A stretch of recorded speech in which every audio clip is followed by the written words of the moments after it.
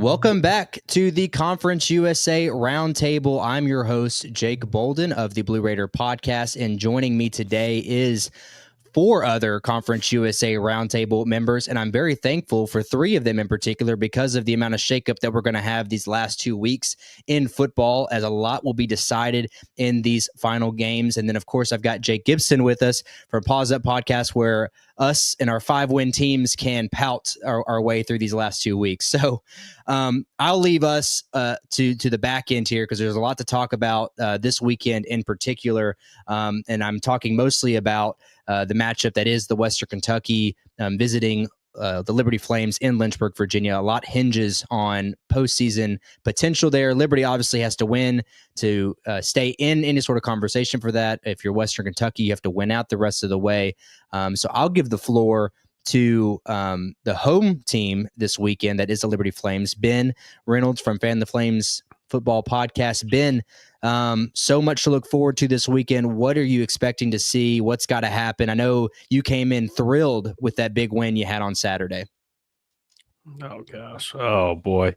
Oh, shoot. Man, it was nice to see you a couple weeks ago. That's all I got to say. Yeah. Wait, did we play football Saturday? I can't remember. Someone did. Yeah, I don't get me started. I haven't done my solo pod yet, but it's going to be a fun one. I'm excited about this game, though. I still think that we could win. Don't get me wrong, but a whole different team is going to have to show up on Saturday compared to this past Saturday. I mean, a lot of people could point towards the defense. The offense was just as bad. I don't know how we did it. I don't know how we won. And yet we got people, mostly our coaching staff, celebrating a 1-point win over a missed extra point and a missed kick. Like, this is not the standard. And what's his name? Don Brown, I believe, the head coach, just got fired. So may he retire in peace and enjoy his life, not having to coach that football team. But boy, did he almost beat us on Saturday. And, hopefully Western Kentucky shows up like they did this past Saturday. That's all I'll say. Yes, Steven, I won't waste any time. Let's turn it over to you. You're just as sorrowful as Ben is, I'm sure, after that loss on Saturday. Yeah, it was a tough one. Louisiana Tech came in with a good defense, and we're as tough as we thought they'd be on that side of the ball. And then, we had a few errors, and a few times we shot ourselves in the foot by helping them extend drives with a roughing the kicker penalty that gave them the ball back. That ended up a field goal, and then we muffed a punt. Lost possession there. They get the ball. They have another field goal. That's 6 points.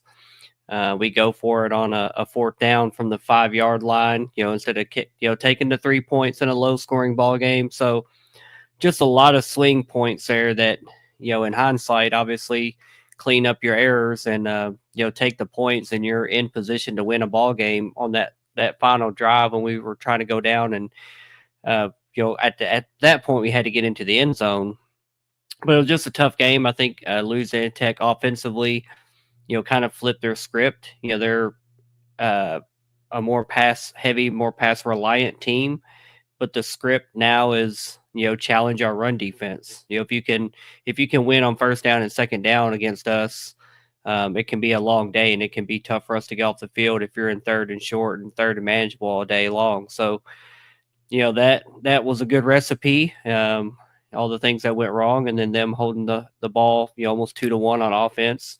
So it was a real solid win for Louisiana Tech. Now looking forward to Liberty, all year, it kind of feels like they've been flirting with disaster. Several games before they had those losses. Thought they got back on track a little bit, but then I realized they played Middle Tennessee a couple weeks ago, and then UMass this last week. So it's nice they got a couple wins, but I don't know what to expect from either team at this point. We obviously both need it. We're both playing for something.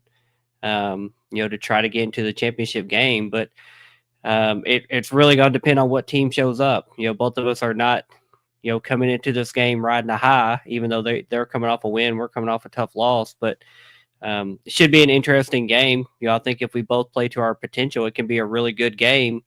But I think both of us have been inconsistent all season, especially the last few weeks. Yeah, a lot rides, as you said. With a win on Saturday for the Hilltoppers, they will at least eliminate Liberty from any sort of contention. The Toppers then host Jacksonville State at the end of the season. But this week, they have to worry about the Sam Houston Bearcats with Ben Sorrells of March to the Pod, who's joining us today to talk a little bit about that matchup. You yourself kind of hold your own destiny in the fact that if you were able to pick up a win there, you're still in the conversation for the end of the season, where you face Liberty, which if they pull out a home win against Western Kentucky, again, it just adds to more drama in Week 14. But Ben, you got to take care of business this weekend, and unfortunately for you guys, you're going on the road. What's kind of your thoughts for this matchup? I think you're muted. There we go. Can still control our own destiny, which if you told us at the beginning of the season, you definitely would have taken. So, I mean, just to be in this spot's really cool after a year last year.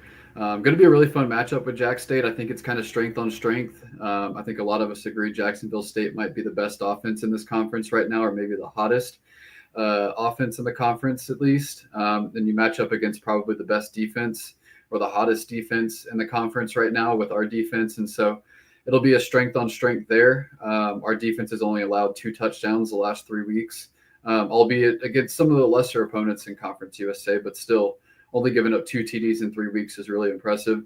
And then on the other side of the ball, our offense has kind of struggled the past month or so after a really hot start to the year, and the Jack State defense has given up, I think, 37 and 34 the last 2 weeks or something like that. So they've been a little vulnerable too. So 2 sides of the ball that are really hot against 2 sides of the ball that are struggling a little bit. And obviously a lot on the line. Really big game here, and we still control our own destiny, and I'm excited to see how it plays out.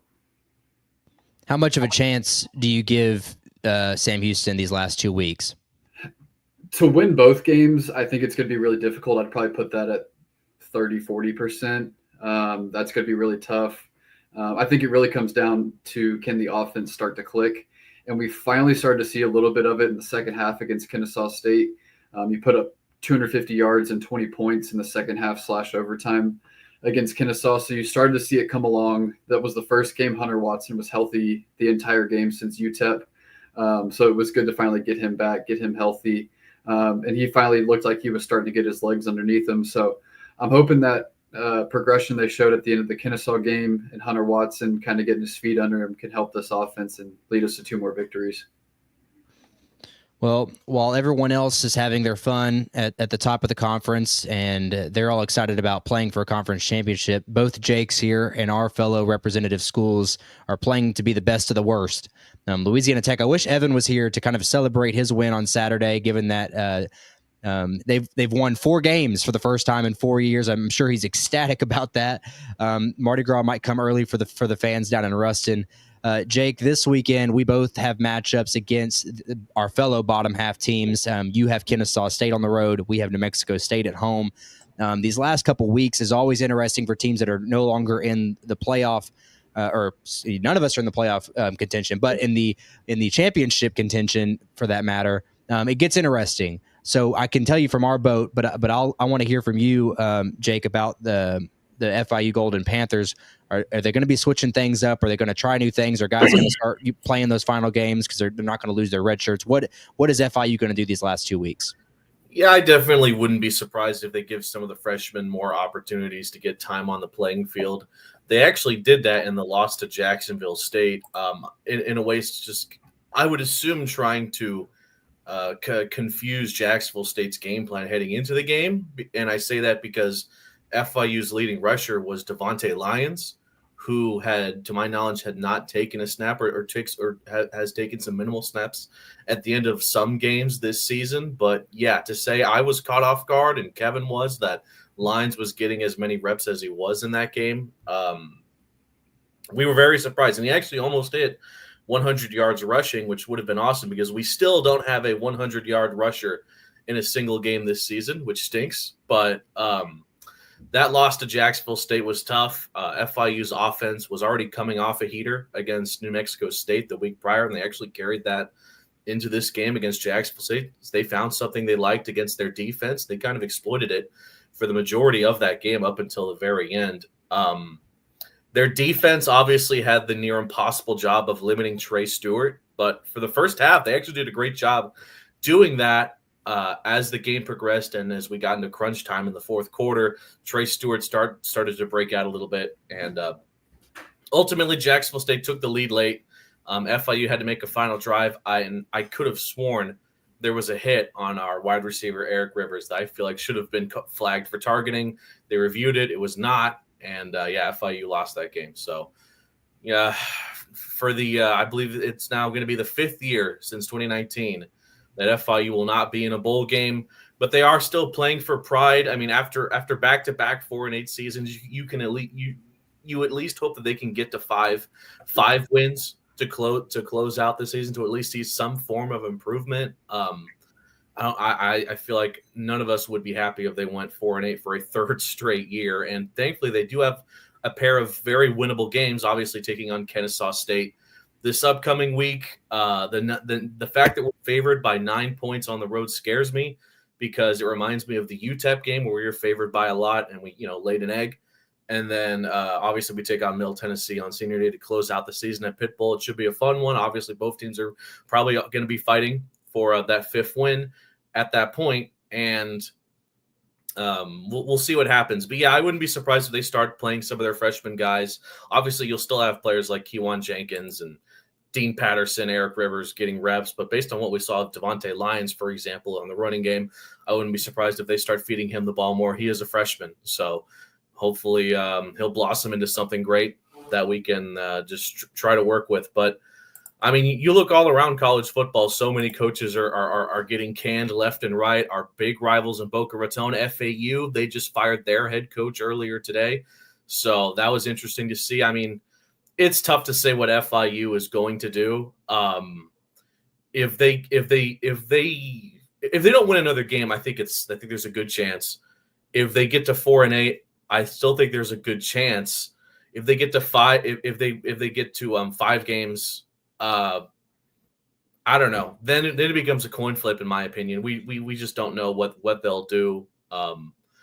FIU athletics in general has not fired a coach in a very, very long time, and I'm assuming there would be a massive buyout if they were to fire head coach Mike McIntyre.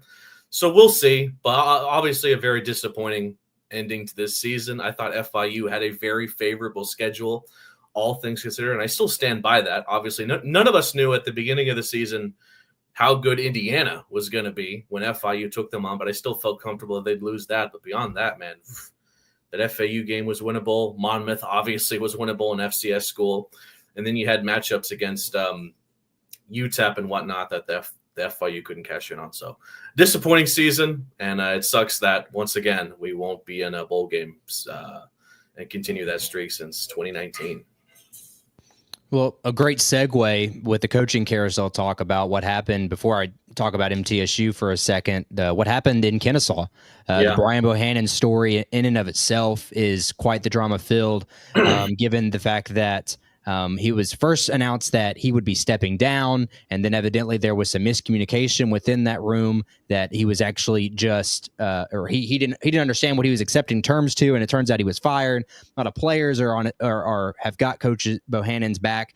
I, for one, not a fan of the firing, and really from the perspective of it's his first year in the FBS. He had a lot of success at the FCS, and everyone here at this roundtable collectively would agree that we didn't think they'd be good this year. So I think it is out of turn for the admin to think that he was going to have some sort of exceptional season this year.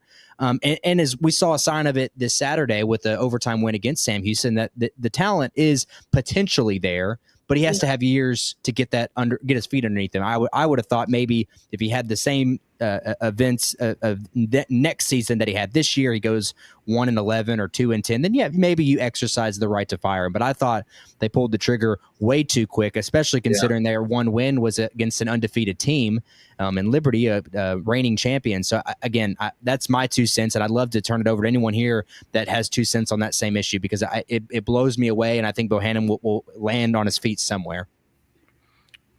I agree, and it's crazy. It caught me off guard that they fired him, but I thought it said a lot about him as a man and as a coach that he was at their game on Saturday. As they were walking into the stadium, he's there high-fiving players. The players obviously love playing for him. That's someone that I would cheer for if he was my coach, and even from afar, seems like a good man, a good coach that deserved more time. He'll land on his feet somewhere, whether that's in a head coaching capacity immediately or not. It just seems kind of short leash to pull that rug out from under him right now, this year, especially before the season's even over. I'm not sure that they're getting ahead of the carousel with the product that they're selling, at this point. So it's tough for him, did not see it coming. Obviously, there's several other dominoes that are falling around the G5, and it's just that crazy time of year where everybody's kind of looking over their shoulder. Is their job safe, or if you're winning too many games, is your head coach safe of being snagged and put somewhere else? Yeah, and I it's look similar. towards the. Sorry, Jake. No, go for it. Or Ben, I just wanted to say that.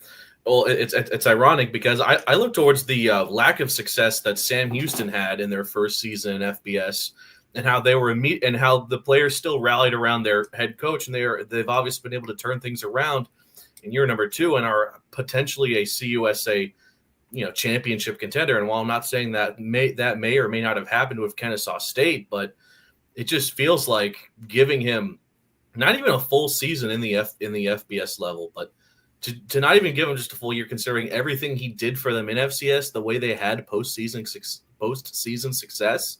It is pretty wild, and the salt in the wound with all of this is how they got their one win. You felt like for sure, if anything, there would be a guarantee in coaching staff that they were able to knock off Liberty of all the teams to do it, to hand Liberty their first L in a billion years, that it would be Kennesaw. So it is very surprising.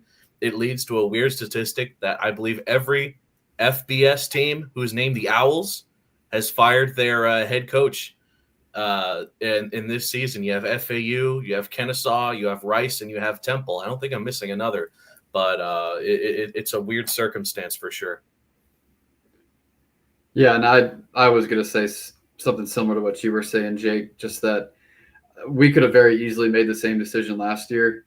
You were coming off a year, your transition year, the first year in the FCS shortened schedule wasn't that great. We went 5-4, redshirted a lot of players similar to Kennesaw, and then just couldn't really get over the hump last year. And then you see us this year win those one-score games and finally start to get over the hump. And Kennesaw was starting to show strides. I mean, beat Liberty, took UTEP to overtime on the road.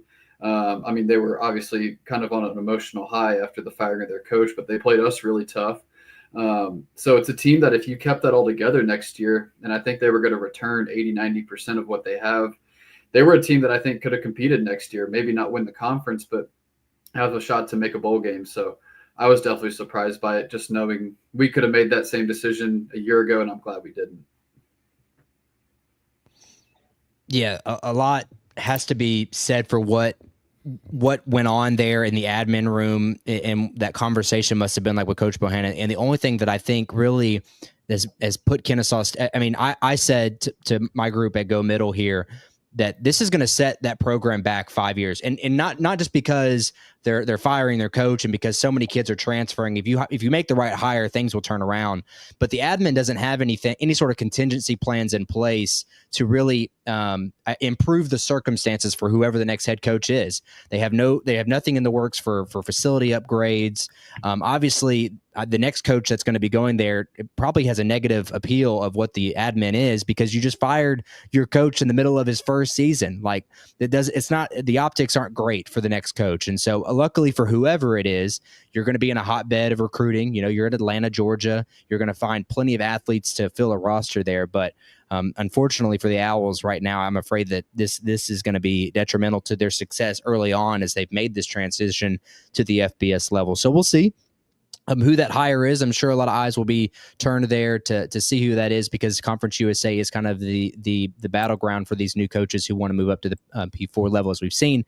Amongst other talks, we'll talk about Western Kentucky, as so there are some reports that Coach Helton may be moving on somewhere else. I can see Moff shaking in his boots at the thought of that possibly happening. But I said I would talk about MTSU, and I'll be real quick about it because there's not much to talk about. We were on our bye week this week, so we didn't lose. That's always great news.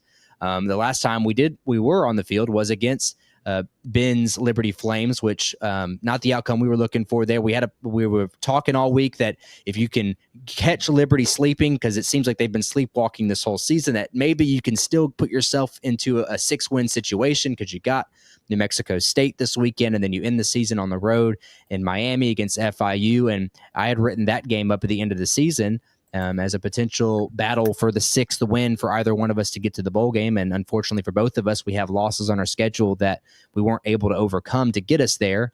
I would say for Jake, as he already said, the Monmouth game, even the Louisiana Tech game. And then if you look at MTSU, the game that I had circled as the swing game for this year was Louisiana Tech, and we got blown out. Our breaks were beaten off on national television, and so that set us behind this whole season. We've won the games since then that I thought we would win. But since you lose the game to Louisiana Tech, you have to pick up a win somewhere else, and that left it up to Jacksonville State and Liberty, and we ran into the freight train that is Jacksonville State. Liberty played their best game they've played in probably a month and a half in Murfreesboro, so you are where you are. But I still think there are things to play for here in Murfreesboro. Derek Mason's first season, he has the potential to get to 4 wins, which would match Coach Stockstill's final season here in Murfreesboro last year, which with 60 new transfers to match last season's win total is in and of itself an accomplishment. And then if you're able to get a win at FIU at the end of the season, that gets you to 5, and you're a win better than what Rick Stockstill was last year. And again, I can't stress enough how talented that team was compared to this one, because this team, hindered with injuries, is not very talented. I do expect a lot of shakeup this offseason. I believe with signing day coming up, we've got nearly 20 guys that'll be signing on signing day, which is the most in the conference. Now, quantity doesn't necessarily trump quality when you're talking about signing, but in our regard, if you're signing 20 guys, you've got to like the 20 guys you're signing, which again, hopefully bodes well for success in Derek Mason's year number 2. But yeah, let's talk about Coach Helton there, Moff. The report has been, I'm not sure who is reported. I could certainly find out, but the report is that he is of interest for the East Carolina job. And the one thing in our circle is East Carolina, and I didn't know this until looking into it, there's a lot of money there in East Carolina for that job. Obviously, Western Kentucky would have to fork over, I think it's another $1.5 million just to match the pay of the previous coaching staff. And obviously, Helton coveted. He's been a winning coach with his limited time there in Western Kentucky. So, are you concerned there? What do you think is going to happen in Helton's career? Well, I think Coach Helton is a consistent winner. He's a great program manager. He's a great leader of men. He runs the program the right way. He really recruits well from the transfer portal.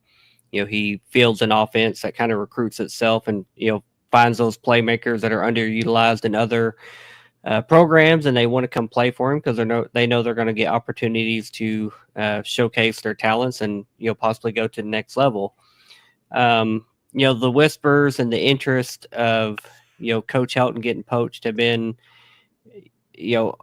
around this season since the Toledo game. It's things that we've heard internally, just whispers, and they've gotten louder as the season's progressed. The ECU program is definitely one of those that we have heard is very interested in Coach Helton. I'm not so much worried about if Coach Helton takes another job or another opportunity. I think if he chooses to do that, and it's in the best interest of him and his career and his family, I think he should do that. He's earned and deserves that opportunity. And if he does, I wish him the best of luck.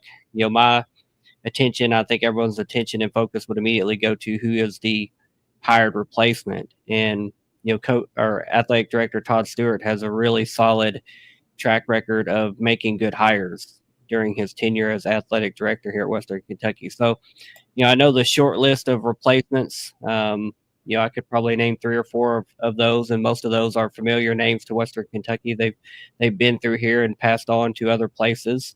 So If it does shake out that Coach Helton gets an opportunity to make more money and be a head coach somewhere else, I think we'll wish him well. Obviously, we want to end this season on a higher note than what we experienced last Saturday. I hope that didn't play into it at all. That those whispers are starting to grow louder. But we've still got at least 2 ball games, and then hopefully a bowl game, and Lord willing, a conference championship game to play in. So, let's end this season strong. And then let those rumors shake out as they will, and then if it does, hopefully we make the right hire to kind of keep this thing going where it needs to go. Yeah, AD Stewart is he's pretty set in his ways when it comes to hiring a football coach there in Bowling Green. It always is someone that is in some way, shape, or form tied to the Western Kentucky tree. So as you said, he's kind of hit on his last couple of hires. So I think that they'll be all right. But Ben, sounds like you've got something you want to add to the conversation. Yeah. After we whoop you on Saturday, those rumors will dissolve a little bit. So don't worry about it. There he is. No matter what, overtime win to UMass, he's still there. He's always there. Well, but I do actually want to turn some attention back there to the scenarios that play, and I don't want to act like I'm breaking any news or anything that I know, but the scenarios are Liberty has got to win out to at least have an opportunity to get back into it. So, Ben, I do want to turn it back into you as far as giving your team the opportunity, or what opportunity do you think your team could take here? Do you think they have a chance at doing just that and hoping they get a little help to get you in the conference championship? Yeah, I mean, that's the thing. At this point, we can't really worry about who's going to win or lose. We just got to win. As long as we win out, I think we have a excellent shot of making that conference championship. I'm not even worried about us like hosting it anymore, as awesome as that would be. At the same time, I would rather us just worry about Western Kentucky and then Sam Houston. I've called it since the beginning of the year. I've been worried about the Sam Houston game since the beginning of the year. It's a Black Friday game. It's it's a road game. It's the furthest trip we'll have since New Mexico State.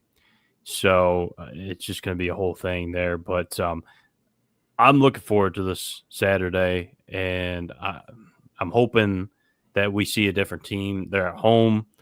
It's a Saturday. It's not a weeknight game. You have all these excuses you can make. Well, it's not going to matter anymore. You got to show up on Saturday. Moff, what about you? I know you guys are still sitting in a good situation, but you got 2 tough games in the year. How much of a chance do you give the Hilltoppers to at least secure a spot in the championship? I like our opportunity better this coming Saturday than I do against Jacksonville State. Both teams are really good rushing offenses. That will concern me in both the games. But just looking at the defense of Liberty and just how they've struggled against the lower end of the competition of Conference USA, that does give me some positives going into it. We did just play our worst game of the season. Hopefully we got that out of our system. We recalibrate our focus and come out and just play a tougher ball game, because it truly is playoff scenario for us. And then the Jacksonville State game is going to be as tough as they come. They're red hot right now. We're going to have to play nearly a perfect game to get that win, but it really starts with Liberty. We have to win that game. If we're looking ahead to Jacksonville State, we're going to get boat race like we did last year against Liberty here at home. So one game at a time, but Liberty is certainly beatable. We've seen that all season. They got the benefit of the doubt early in the season. When they were the reigning champs, they still wore the crown. Now they've been knocked around a lot this season. They've had a lot of injuries, a lot of inconsistency in their play, and they certainly can be beat. So we just have to come out and control what we can control and go win a ball game.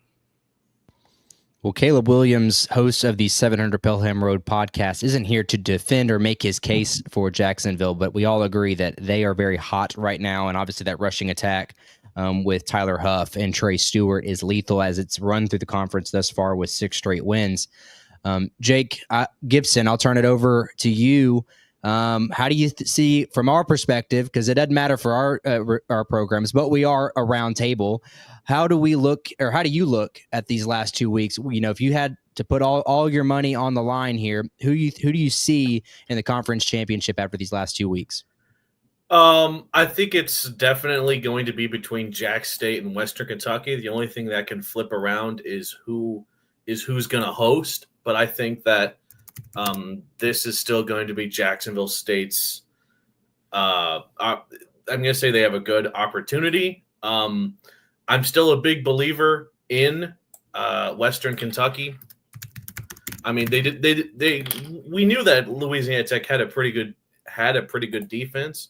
At least certainly from what we saw against when they took on FIU. But it's tough. I think that it's going to keep it simple, I think it's going to be between Jack State and Western. I honestly couldn't tell you who I think is going to host that because these last couple of games are so insane. Jacksonville State does have a gauntlet to end the season, to be fair, taking on both Sam Houston and Liberty.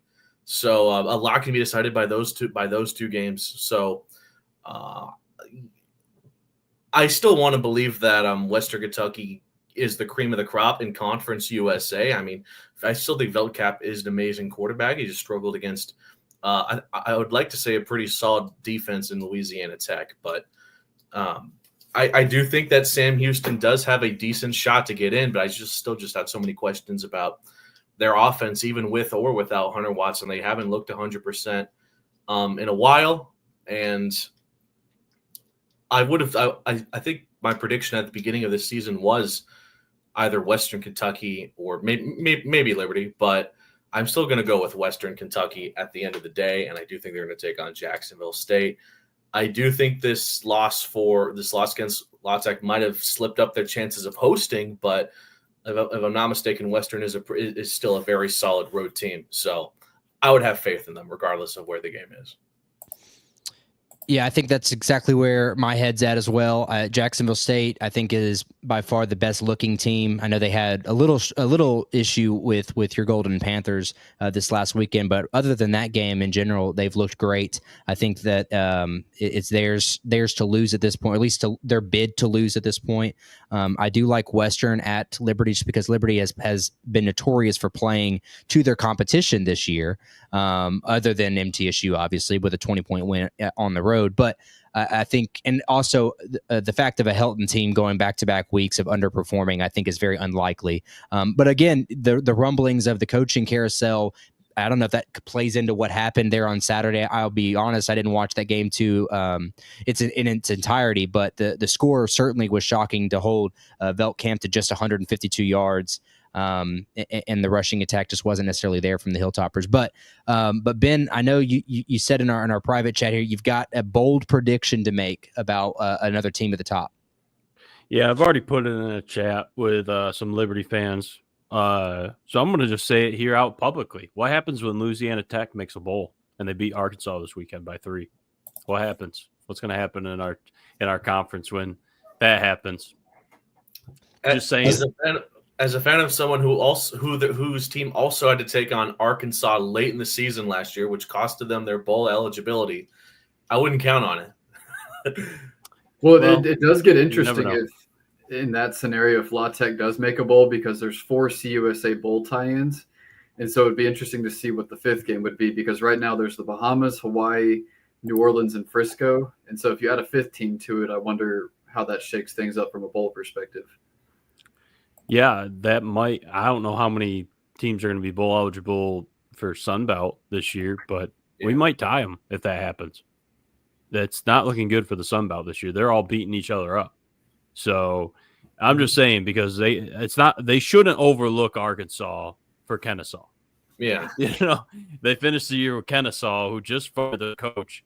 What happens if Arkansas loses? I'm just saying that there's another team in this conference that has done it recently.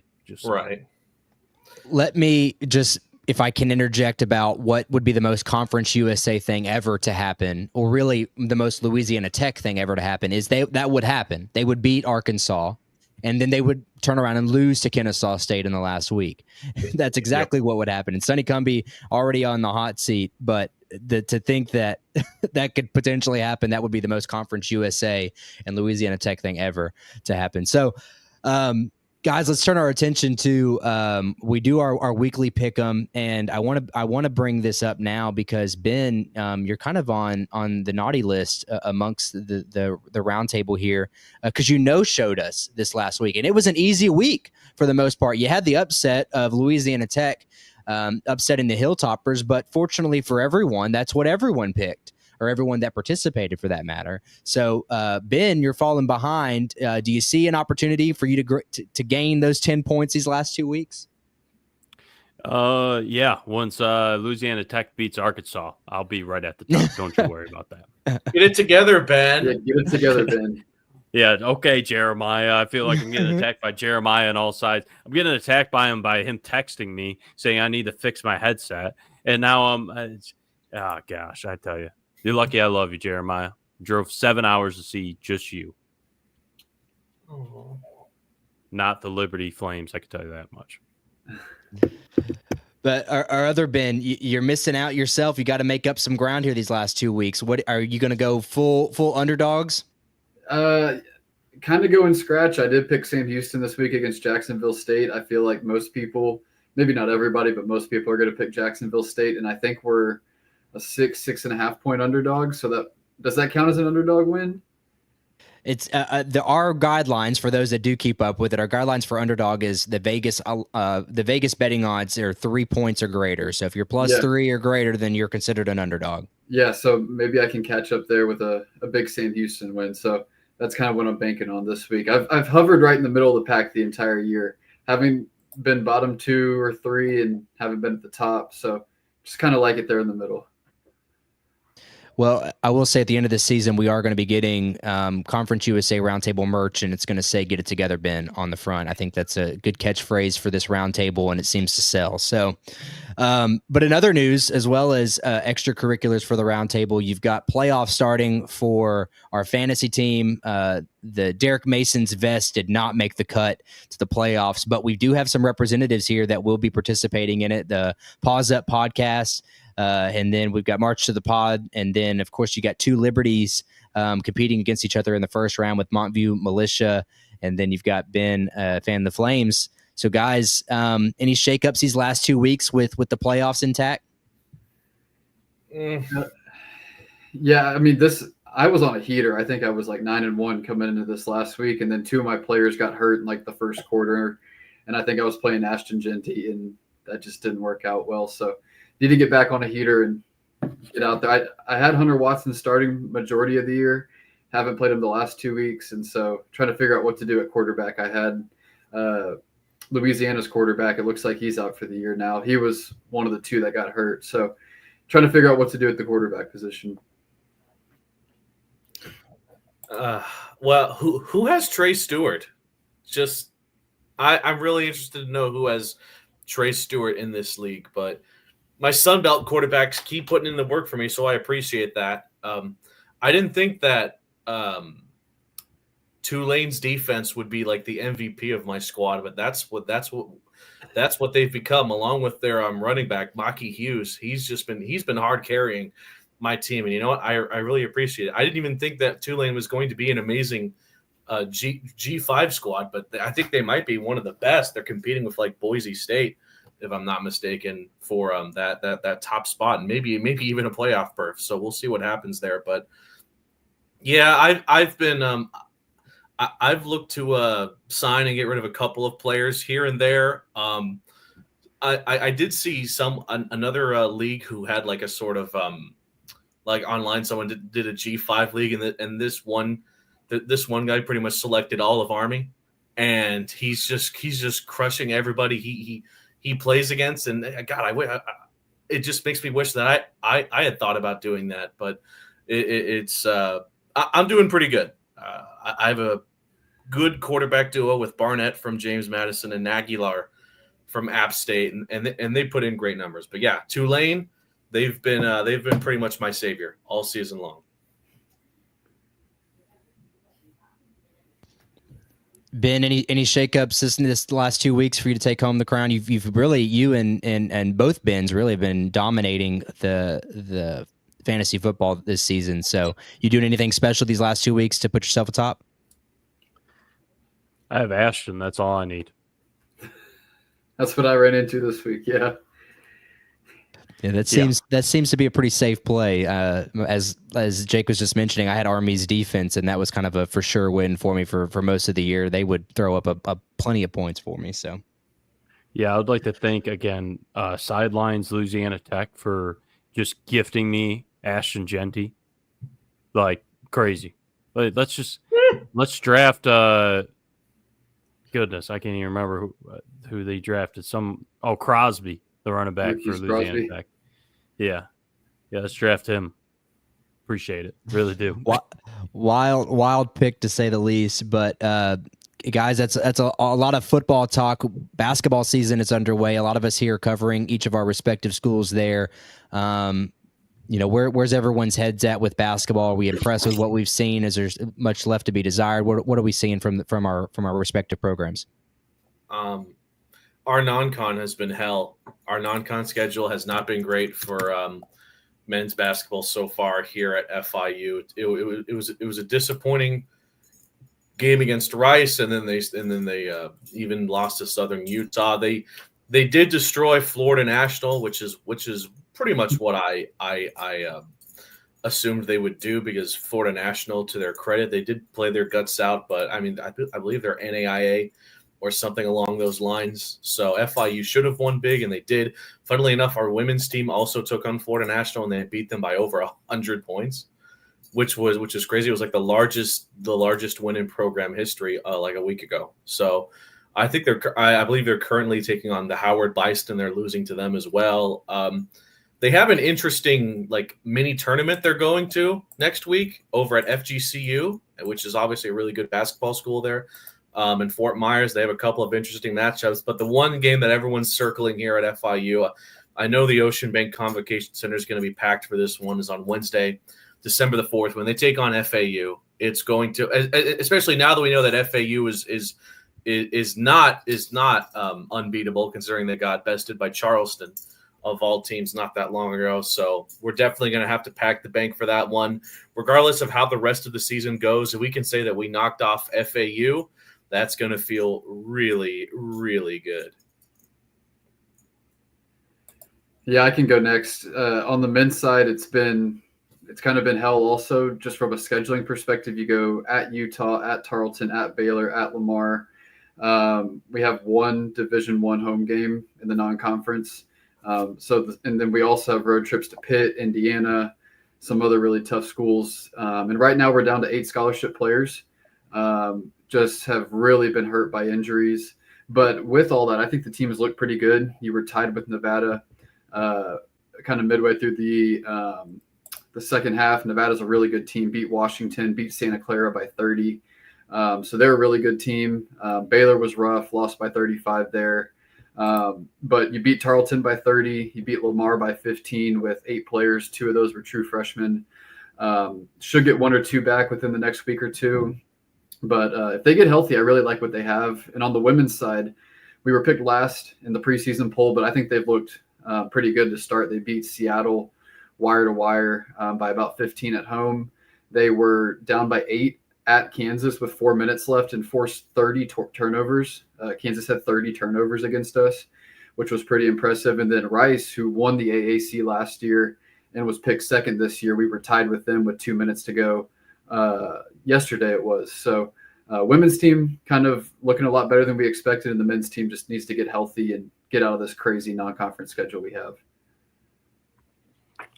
Yeah, Western Kentucky, we've also kind of had a tough start to the season. Our first 3 games, we had an exhibition game against UAB, a really good school, won the AAC last year, picked to win it again this year. And Wichita State, which is much improved with a lot of new pieces they've added to that roster. They're going to be really competitive.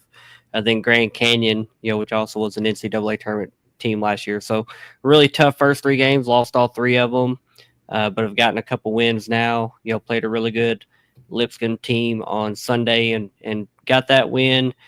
We've got Jackson State coming up, UK and Marshall and Michigan, towards the end of the non-conference schedule. So, a lot tougher non-conference scheduling. Right now, injury-wise, we really only have one guy, Tegan Moore, who was a really good freshman for us last year, who's coming back from a hip injury. Hasn't played yet this year. Was probably a projected starter.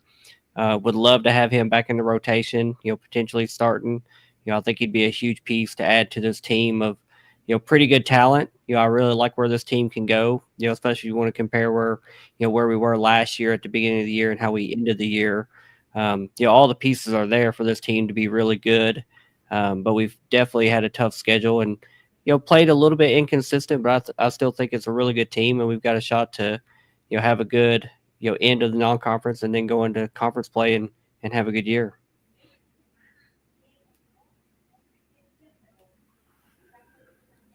Ben, you got anything on Flames basketball? Yeah. Feeling pretty dang good. I feel good about this conference too. It'd be nice if Western Kentucky could have beat Grand Canyon and we could have beat FIU. That would have made it even better. You know what I mean? Those 2 wins right there would have really put us over the top. But I'm really impressed with a lot of these teams. I could even say with MTSU losing to Murray State. You know what I mean? Those are the 3 losses. Oh man, I wish we could have those back. Type thing. But they're not at the end of the day end all be alls. It seems like we've had some showings in all of them. And I was really impressed with the team yesterday. I mean, I don't know if you guys know too much about the College of Charleston, but they had a guy who was averaging 36, 37 points a game his first 3-4 games. He dropped 39 on FAU, and we held them to 10 points yesterday. And we held that team to 45, one of the highest scoring teams. It's the whole pack line defense is really starting to come out with McKay, and I'm very excited about Mothmer and Peter and Enan and Aquino. We have gotten a lot of guys and a lot more size and a lot more athletes. I'm very, very excited about this team. I'm more excited about this weekend's tournament than I am about the Western Kentucky football game, to be honest. I'm just very excited. I'm very impressed with our women's team too. They have played 2 perennial powerhouses of women's basketball and lost to them each by 16, and Duke at home, and then who was a top 15 team who had a top recruiting class coming in, and then they lost to Tennessee by only 16 on the road. One of the more iconic women's basketball programs in the nation. And then, you blow out a Cal Baptist who, they're not very good, but they really just truly showed hey, this team can play. I mean, I think they put up over 90 points against Tennessee, so that's saying something. Very proud of this team. I'm excited to see how they look. I know that, we still have to surpass the almighty Middle Tennessee women's basketball team, but I'm still very excited about this year's team. Yeah, MTSU, we were riding highs for both our men's and women's program through the first week, being undefeated. The men's team was humbled on Saturday, as Ben already set out there for you with Murray State. That definitely a win, a team that's top 3 in the Missouri Valley Conference, who is regarded as a better conference than Conference USA. That would have been a huge win for us in regards to just the outlook of Conference USA. You already said your 3-point loss to FAU, and then the Hilltoppers road loss to Grand Canyon. So all 3 of those wins would have been huge for the outlook for the conference. But the thing is with our men's program is our coach is already on thin ice. Unfortunately for him, considering he's got a whole new team this year, it's going to take some time to gel. And we kind of saw glimpses of that on Saturday with Murray State, a player that hadn't averaged a career high of more than 14, scored 27 on Saturday. So he was a very athletic big, again, not a guy that produces those kind of points in his entire career, and we let it happen. We did a great job eliminating their guards. They have 2 very good guards in Harcum and Jacoby Wood. that we were doing our best to keep them to 26 points collectively. But when you let one guy score 27 who doesn't even average over 8 in his career, that kind of creates some problems. So for those in the league that have athletic bigs, there's tape out there that kind of shows our weak link on the front court and guarding those bigs. But women's basketball, same regard, things were going great. We went on the road, much similar to the Lady Flames, and took on Tennessee as well, and had a very similar outcome, except we were actually doing very well in the first half, had it tied there late out in the first. And we actually had it within single digits at halftime, and then they just slowly broke us open with that press, much as like what you saw with them when they played Liberty. They don't play very much defense, but they can score the ball at will, and they did against us. They scored 84, and they scored 109 against Liberty. So that just goes to show how talented Tennessee is. But this isn't the Tennessee Lady Vols roundtable, it's Conference USA roundtable. But to give some grace to us and to Liberty for that matter, as two teams that are supposed to be tops of the ladies, they both looked very similar in that matchup with Tennessee. So it's interesting because you can't get a read on Liberty because of how tough their non-conference schedule is. And then outside of that real test in Tennessee, we haven't necessarily played anybody yet. But next week we go for Thanksgiving, we go to Fort Myers, and they'll face Purdue, who's kind of a bottom feeder when it comes to Big Ten women's basketball. But we look forward to their contest with Iowa State, who's a top 10 team. And again, on a neutral floor, you hopefully you can get your feet underneath yourself and do a little bit better than you did against the Lady Vols in Knoxville. So both programs were humbled this last week, but we look forward to the rest of the non-conference. Both men too, they have their postseason or their early season tournament coming up this week, as they're in Myrtle Beach, and they're facing Ohio in the same tournament that the Flames won last year on the men's side. So it'll be interesting to see what we can do for Conference USA representation there in Myrtle Beach. But a lot of topics covered today. Guys, I hate to be so abrupt with the ending, but we are tying it down. We will see everyone hopefully back in 2 weeks, as we know who our conference championship is going to be. So all eyes on this weekend and the following weekend, but don't forget to tune back into the Conference USA Roundtable again in 2 weeks ahead of the Conference USA Championship. We might even change up our recording a little bit closer to game time, if you will, as opposed to a Monday waiting all week to see what happens. So hopefully everyone listening has a great Thanksgiving. Of course, to all of my roundtable members here as well, having a great Thanksgiving until then. But guys, thanks for sticking around, and we will see you all then.